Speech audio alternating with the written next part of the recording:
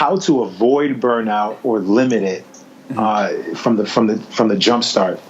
And the way to do that is to choose to work on projects or at companies or in ventures where you're going to enjoy the process more than the end result. Hello, everyone, and welcome to the Create Your Life series, where we help you maximize your potential and results in the area of personal development, entrepreneurship, and travel. And I'm your host, Kevin Y. Brown. Create your life. Crée ta propre vie. Create your life. 创造你的生活。Create your life. Crea la tua vita. Create your life. Ontsteek jou lewe. You better create your life. Create your life. Create la vie. Create your life. Create your life.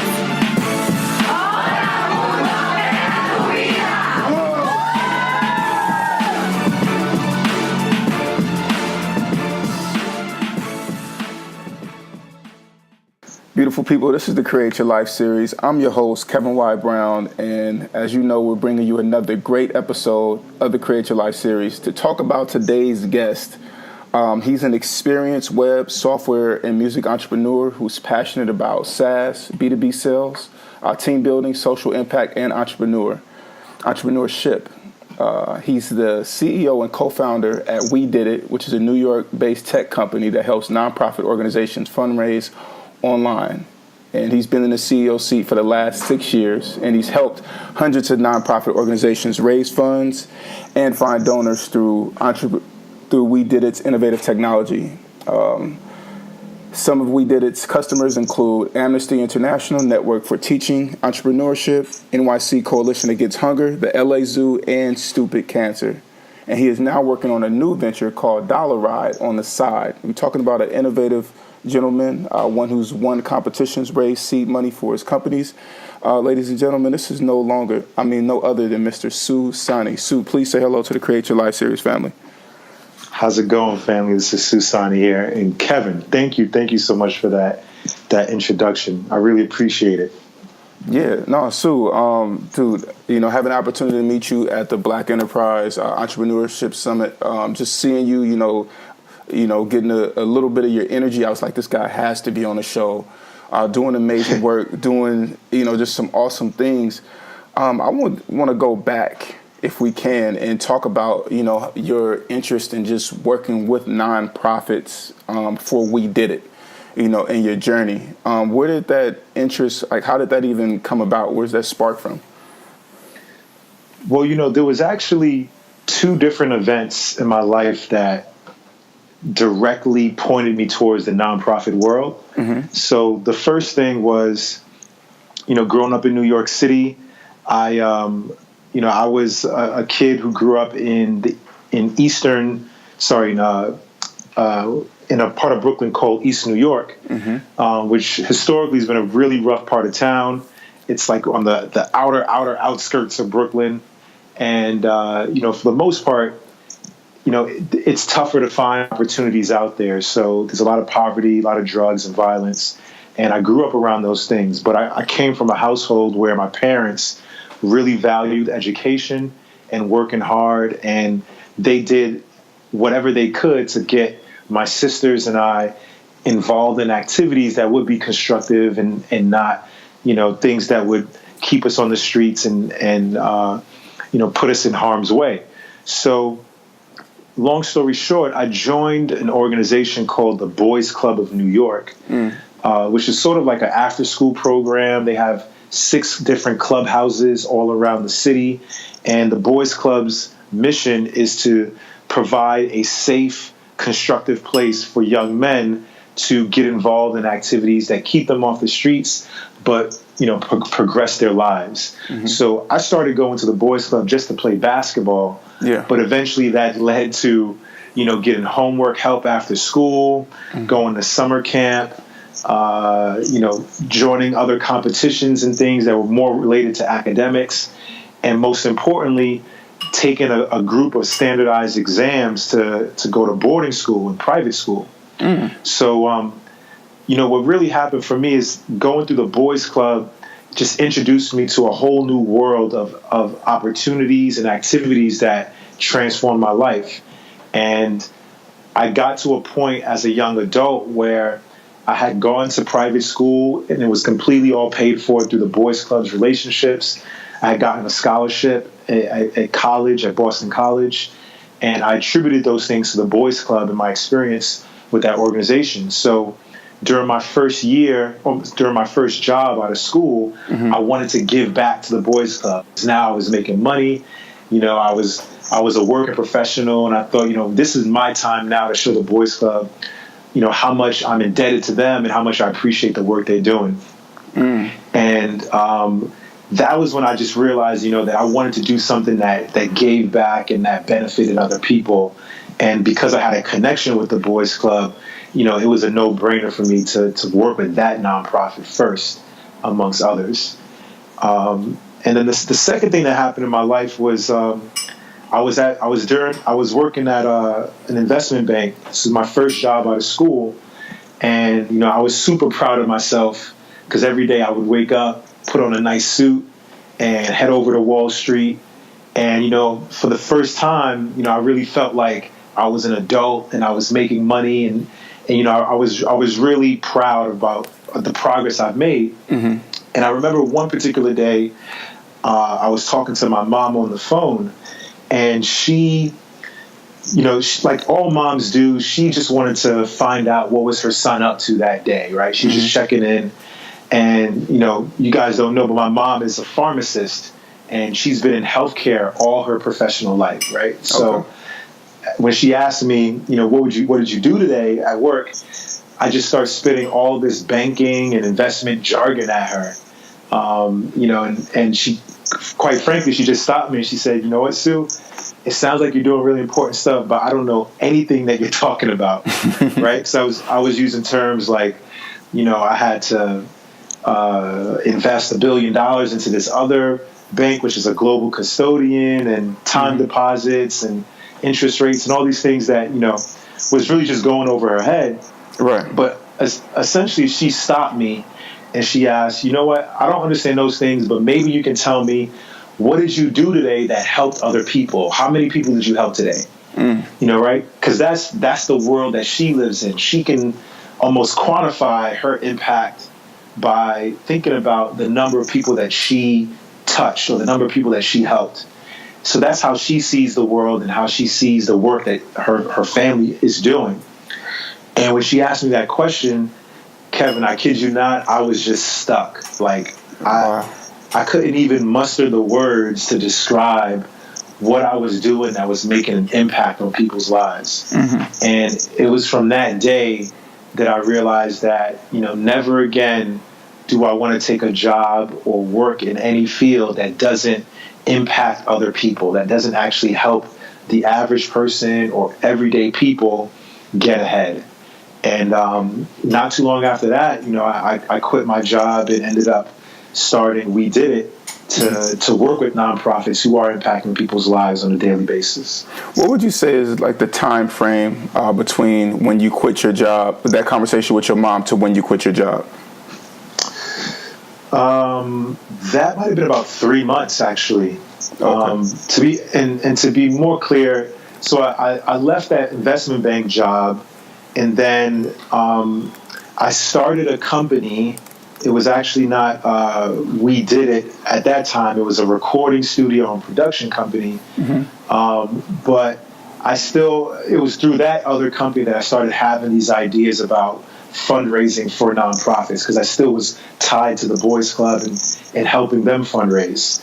But overall, it only took a few months before I decided to make a change after having that conversation with my mom. Okay, so one of the things is that, a lot of times people, they want to transition from being in corporate, but there's a lot of things that have to be in place before. So can you talk about some of the habits, maybe saving habits or things that you did before you just said, "Oh, you know what, and this is the 3rd month since I had that conversation with Mom, I quit"? Yeah. Well, Like, were you living at home? You know what I mean? Because that's an advantage, especially being in New York City. You know, if you live with your parents, then you're saving more money than somebody who, like, I'm from California. So if I live here, you know, I have to pay rent. There's nowhere where I'm living for free. You know what I mean? Right. No, you bring up some great points. And these are things that I definitely thought about and planned around during that time where I was considering quitting my job or, you know, just thinking about the transition. So, you know, some of the things that were important to me and that I made sure was solidified before I made the leap was some savings, right? Mm-hmm. So leaving the investment banking job, you know, I was pretty well paid. So I knew that, you know, if I were to quit or to, you know, part ways, I at least had about 6 months worth of rent and savings available. Mm-hmm. And therefore I wasn't, you know, scratching and clawing just for the next job or the next opportunity. I could actually take my time, be more thoughtful and deliberate about the next venture.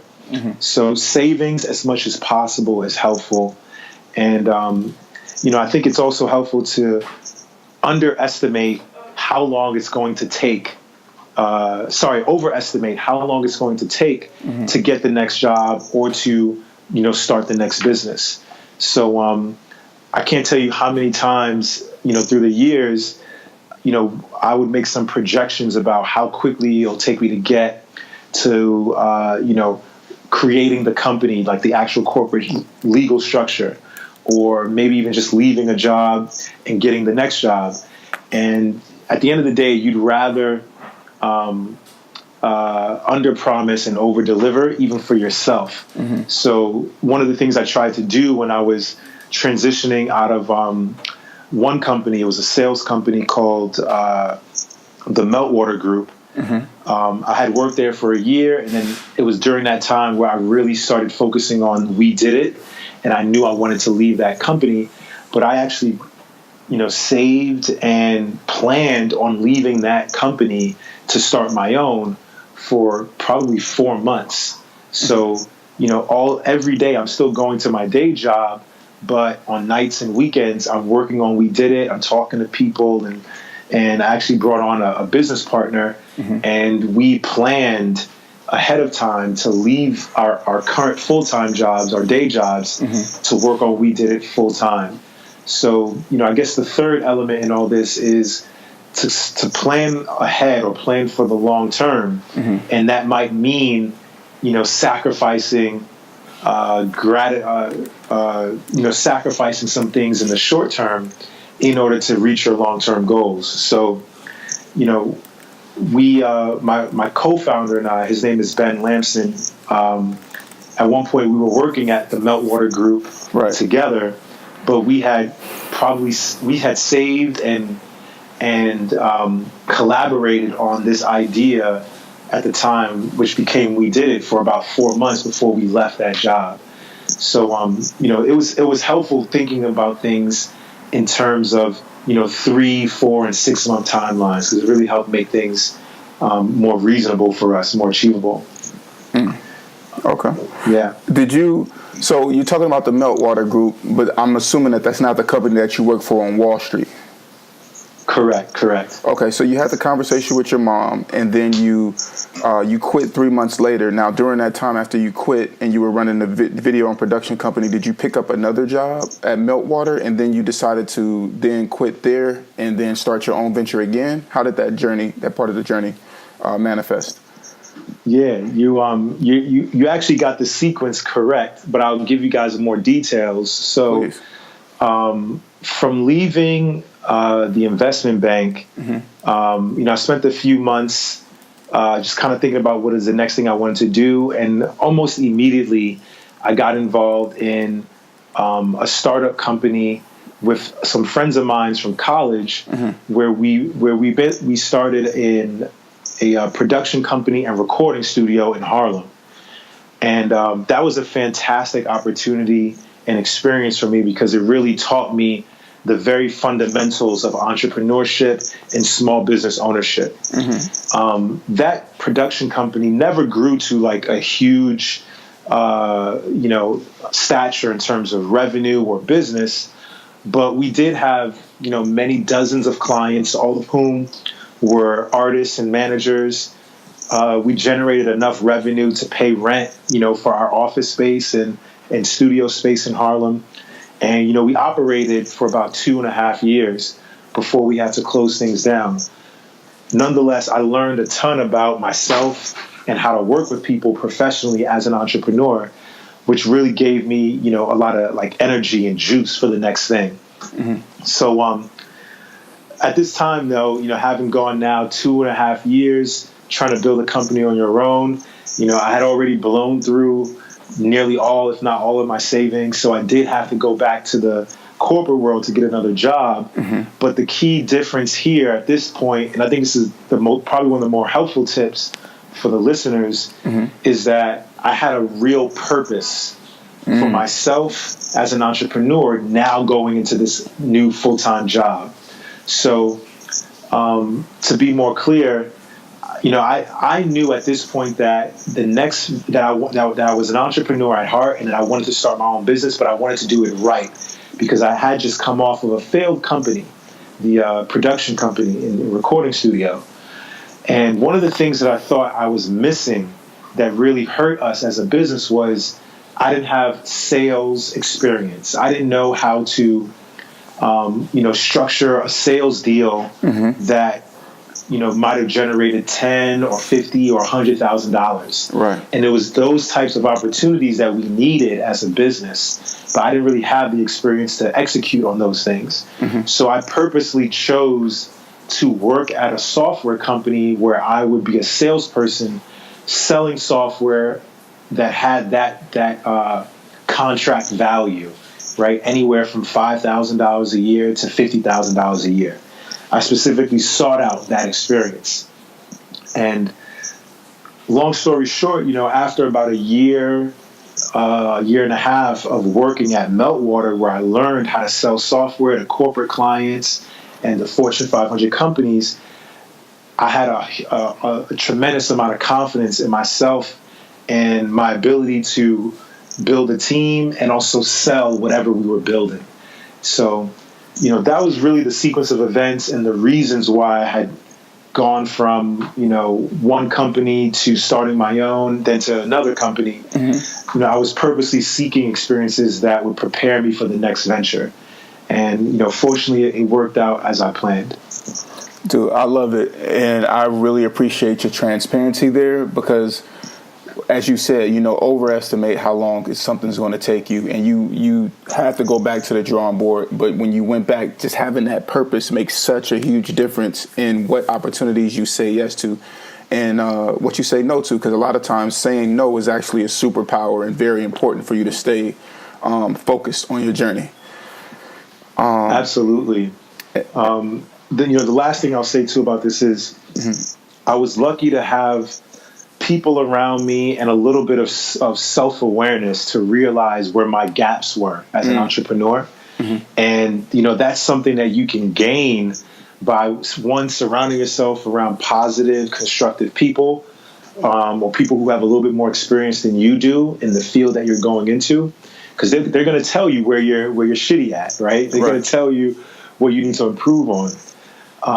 So I had that. I benefited from that. And then, secondly, I wanted to get better at the things that I wasn't good at. So, having that level of self-awareness can help you plug those holes in your game. And then when you do make the leap, you'll be far more prepared than you would have without having done that self-reflection. So that's something that I would highly encourage people to do before they make the leap from their corporate job into entrepreneurship. Okay. Before I ask you, who your peer group is, who's in your circle, I have to mention the fact that I grew up in the Continentals of Omega Boys and Girls Club myself in California.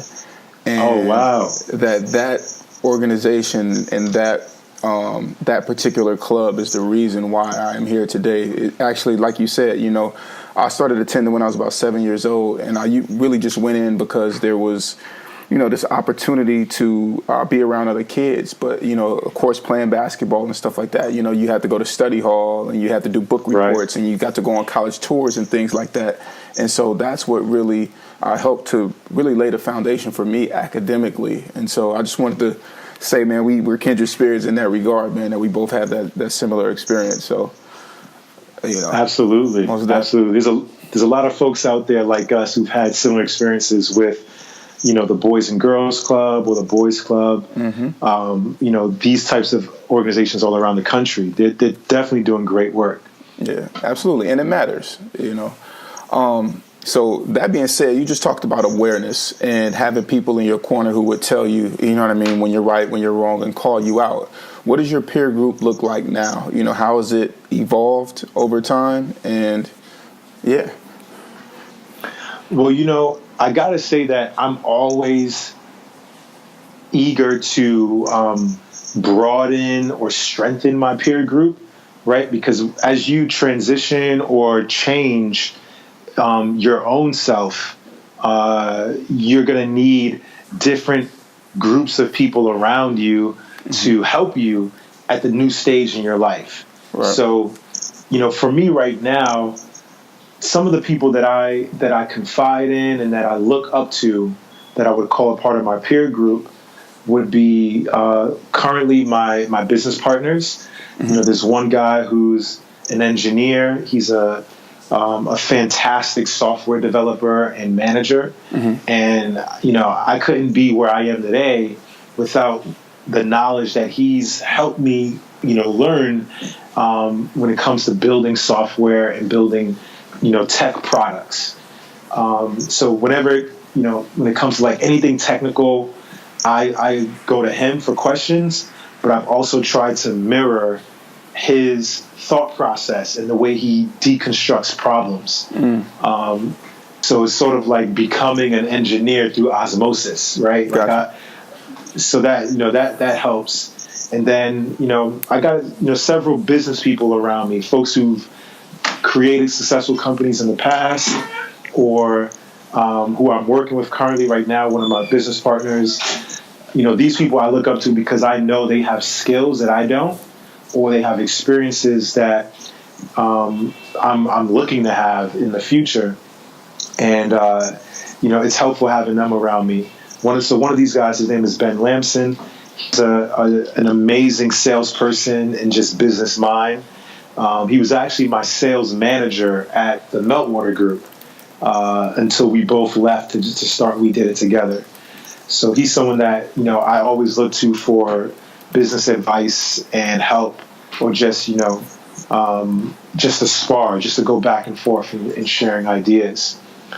And then, outside of those two guys who I work with on a day-to-day basis, there's probably another layer of people that I surround myself with who essentially demonstrate like a diversity of skills and walks of life.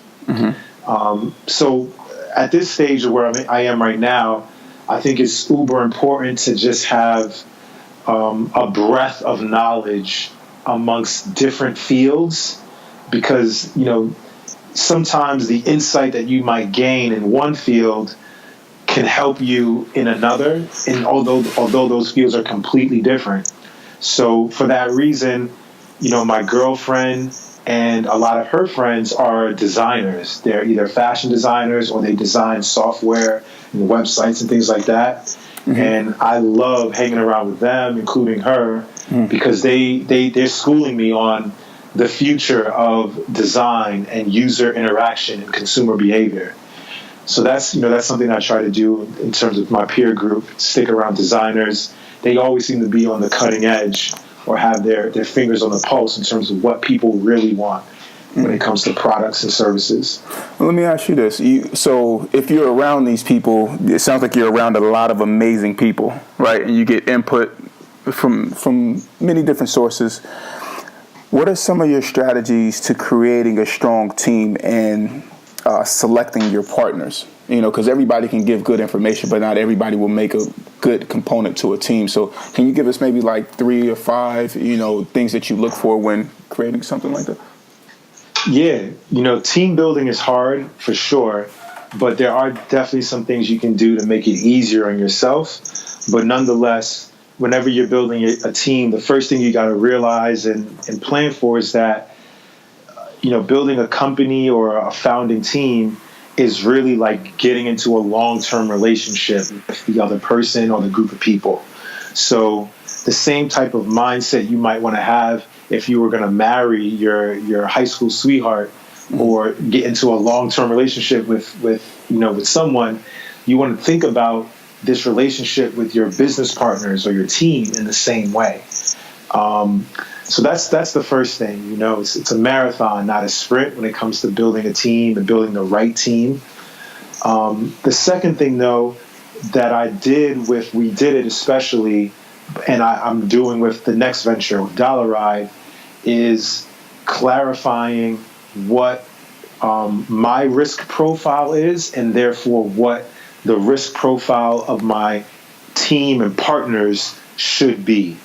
So what I mean by risk profile is, every person at different stages of their lives have a specific amount of risk that they can accept. Mm-hmm. So, if you are, let's say, are freshly out of college, and you don't have any student loan debt, you're living at home, and you don't have a job, this might actually be a good time to start a company because you're really free, right? And you aren't spending a lot of money to live. You're living at home. Your expenses are manageable. Mm-hmm. However, your partners may not be in the same position you're in. So if you were to choose a partner, you want to choose someone who can also put in as much work and effort that you can, given their situation or given their risk profile.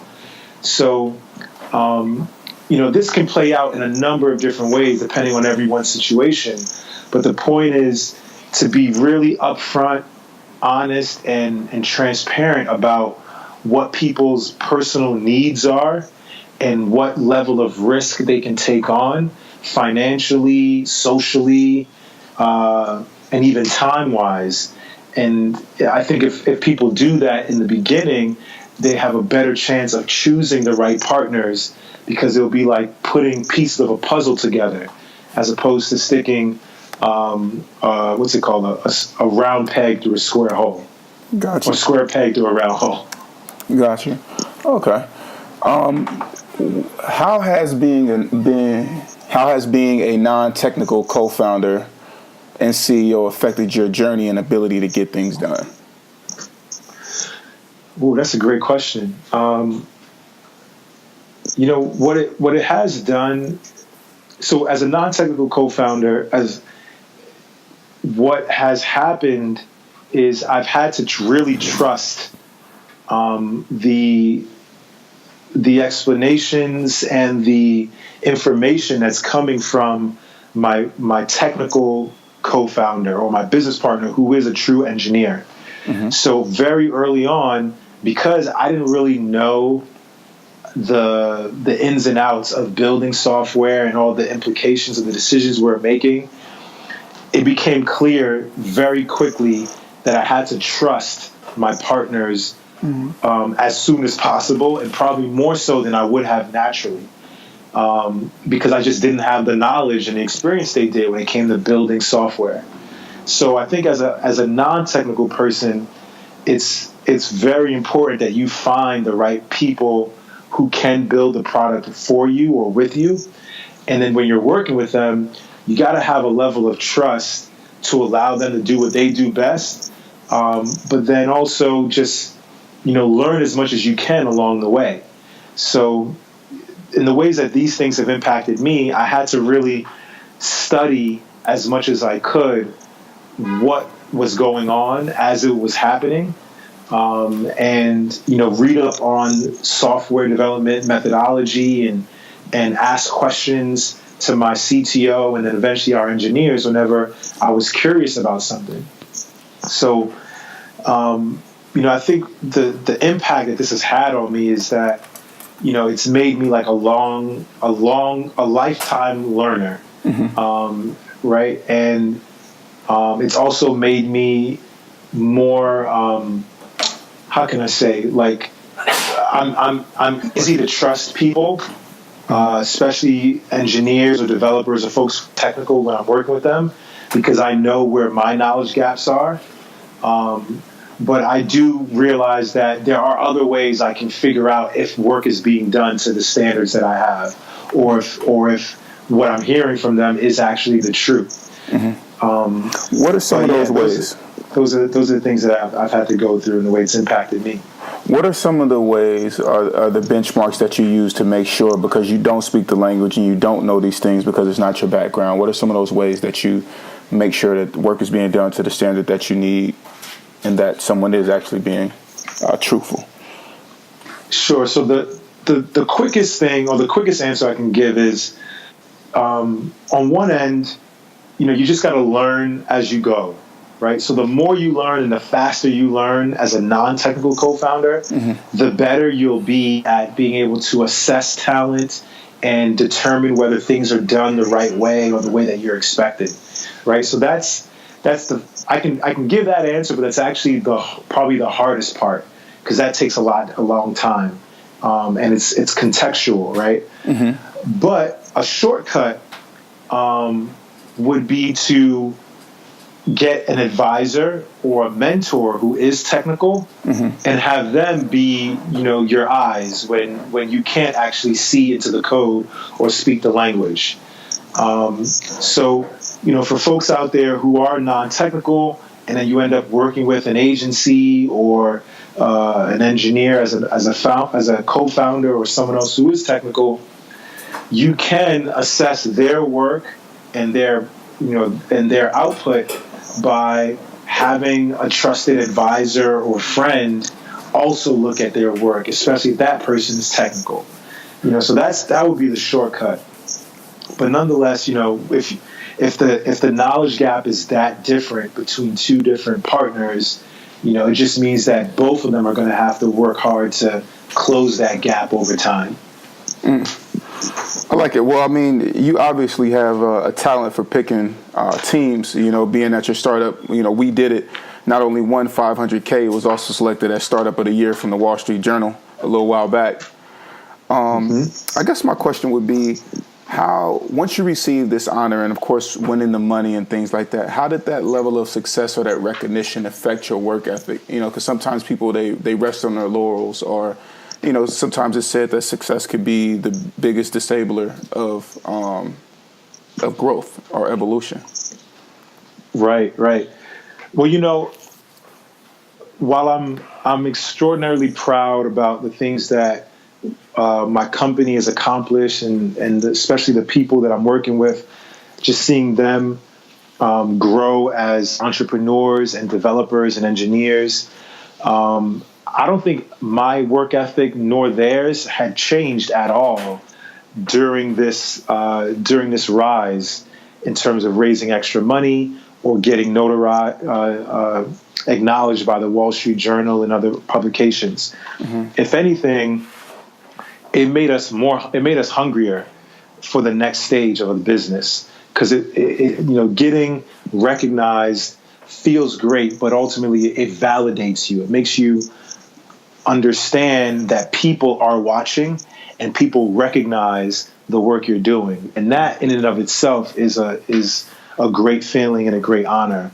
But specifically, when you do raise money from investors and you have to essentially repay it through returns, right? That's when more pressure is on. So at no time did we take our foot off the gas or rest on our laurels. If anything, winning extra money or raising money from more investors just made us work harder, because we had more pressure on us from now outside forces who are looking at our business and waiting for us to hit certain milestones. Okay. So here's a concept that one of my friends said that I think is interesting. I'd like to get your input on it. He talked about, sometimes people, like you close a round of funding and then people will go and celebrate with the money that essentially they now owe. Just like you have this extravagant party, then it's kind of like, okay, well, you probably already just put yourself $5,000, $10,000 in the hole.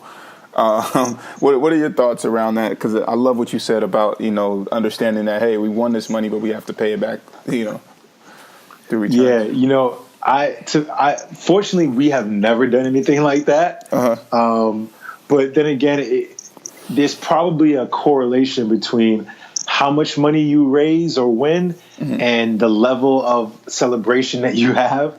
Gotcha. So we haven't won enough money for me to feel like it's worth celebrating, in a significant way, or in an expensive way.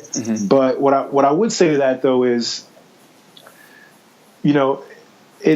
it is important to celebrate the wins, and that's something that I don't do enough. My girlfriend tells me that all the time, that I don't celebrate the small things and even the big things when we are hitting certain goals and milestones or have good news. But you do have to be responsible as a founder or a leader of a company. And when you're borrowing money or raising money from investors and there's all these strings attached, being responsible means spending that money wisely. So,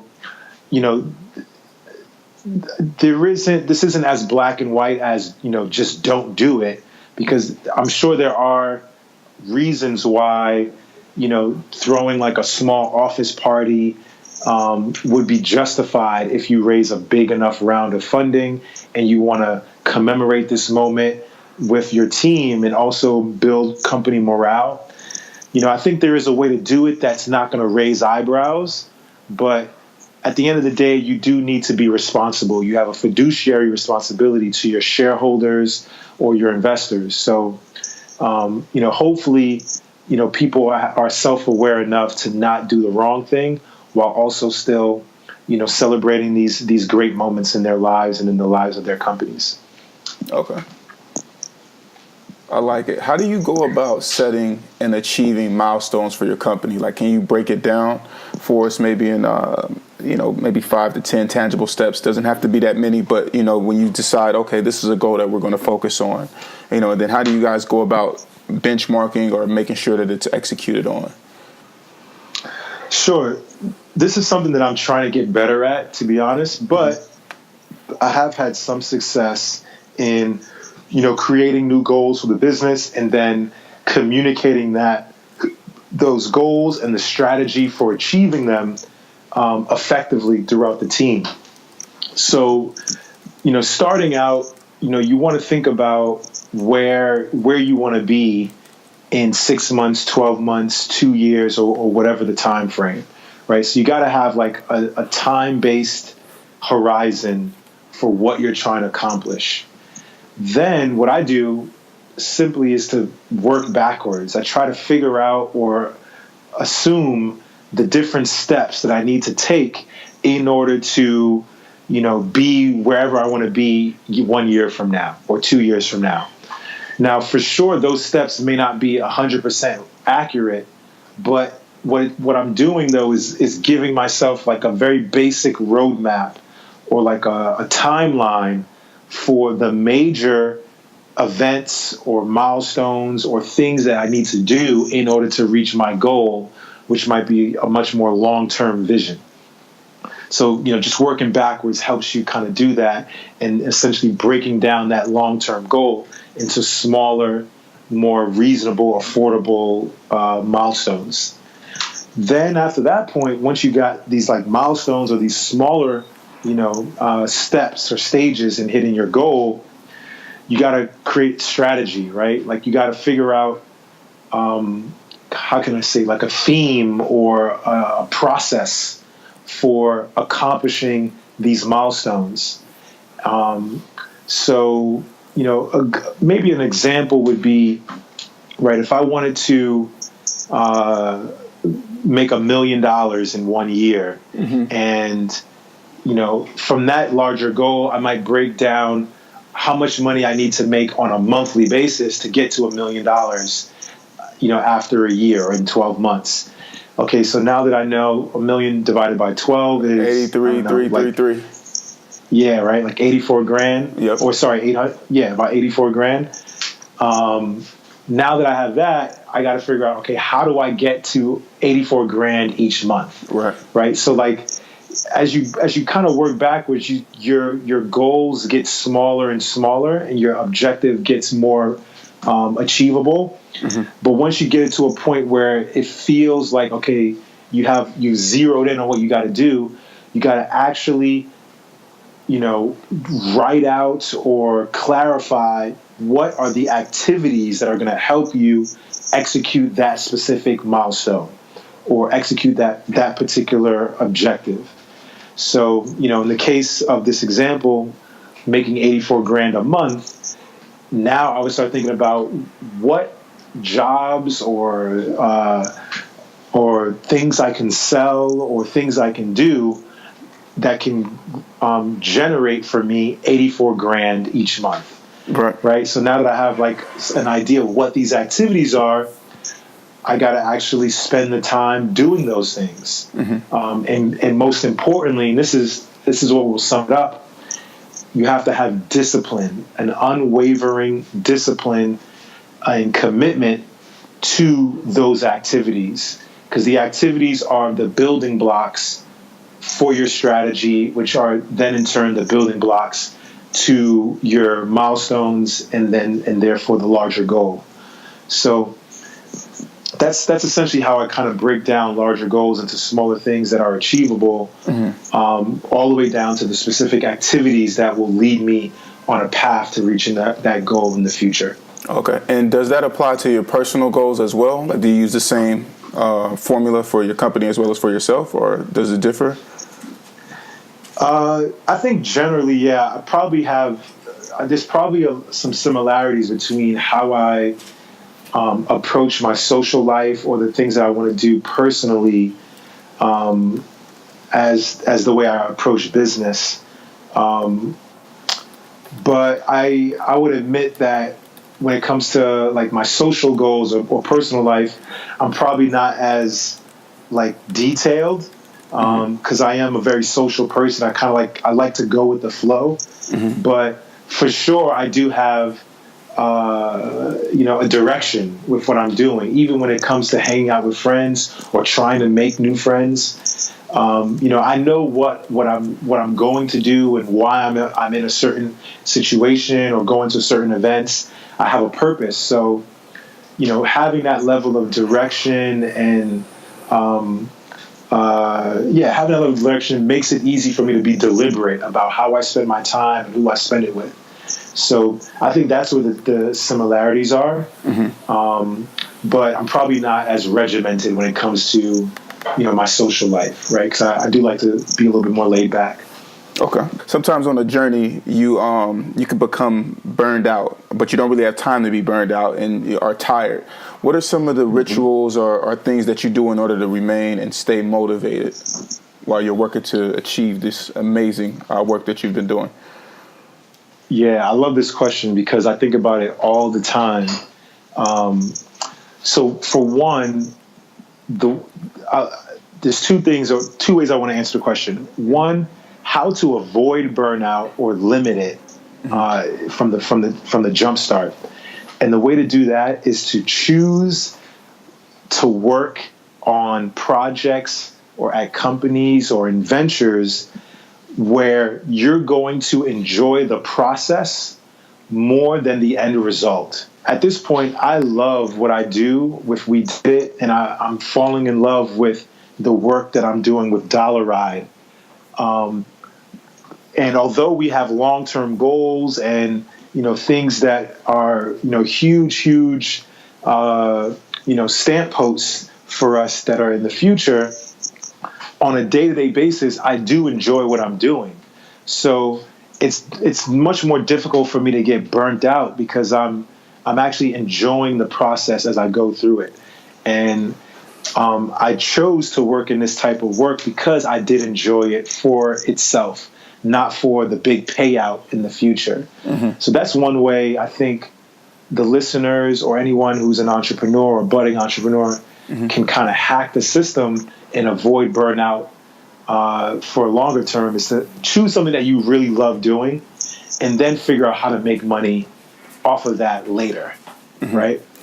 And then the second thing I was going to say is to avoid burnout while you're already in the thick of things, you want to take time out periodically to refresh by removing yourself completely from the work. And what I mean by that is like, at least in the very least, do it physically, right? Step away from the job, step away from the office, step away from the computer, and spend a significant amount of time not doing those things. And it can be really liberating and refreshing, right? So this can include going on vacation. It could include, spending an hour or a couple of hours each week exercising or doing some physical activity. But the point is that you want to get yourself in a different mental state by removing all the things that cause you a lot of stress, right? And if you do this periodically, as well as for short periods of time, it can be a real refresher, right? So that's something that I try to do. I don't do it enough for sure, but I love taking long walks. And on those long walks, I'm not, emailing. I'm just thinking about the future or thinking about particular problems that I might be facing in the company or with personnel. And undoubtedly, it's on those long walks when I'm away from my computer, away from the office, away from all the distractions, is when I have my biggest breakthroughs and moments of clarity about the next step in our venture. How often do you personally take these long breaks or unplug and step away? How often do you do that? And do you meditate or do anything else as well? Meditation, no, not deliberately, but I do how can I explain it? I do purposely remove myself from work in order to get into deep thought for a significant amount of time. So when? Sometimes in the shower, to be honest. Yeah, I'm notorious for taking half-hour or sometimes 40-minute showers. Okay. And it's because while I'm in the shower, I don't have my phone, I don't have a computer, I'm not deliberately thinking about specific work-related stuff, but I can get into a mindset that allows me to think more long-term or more broadly. And this is pretty similar to the mental state that I get into when I take a long walk. So, in terms of my frequency, I probably get at least half an hour to an hour of, deep thought or some type of activity where I'm moved away from, work once a week, right? So about an hour for once a week, I try to do something, which could be, a long walk or a couple of long showers or, maybe going out to a museum or something. I do these things at least once a week so that I can mentally recharge and gain a new perspective on what's going on in my company. Beautiful people, if you enjoyed this episode of the Create Your Life series, be sure to download it from our podcast, which is available on createyourlifeseries.com, iTunes, Stitcher Radio, and Google Music. Also, be sure to leave a review of the podcast. You can catch us live on Sundays from 5:30 to 6:30 p.m. Eastern Standard Time via 90.3 FM in New York or on Facebook Live at facebook.com/KevBrown1. We encourage you to participate in the conversation on Facebook or call in at 212-650-6903. Follow us on Instagram at CYL Series and at Kevin Y. Brown. Be blessed, and we'll see you back here live next week. Create your life. Crée ta propre vie. Create your life. 创造你的生活。 Create your life. Crea la tua vita. Create your life. Ontsteek jou lewe. You better create your life. Create your life. Create Create your life. your life.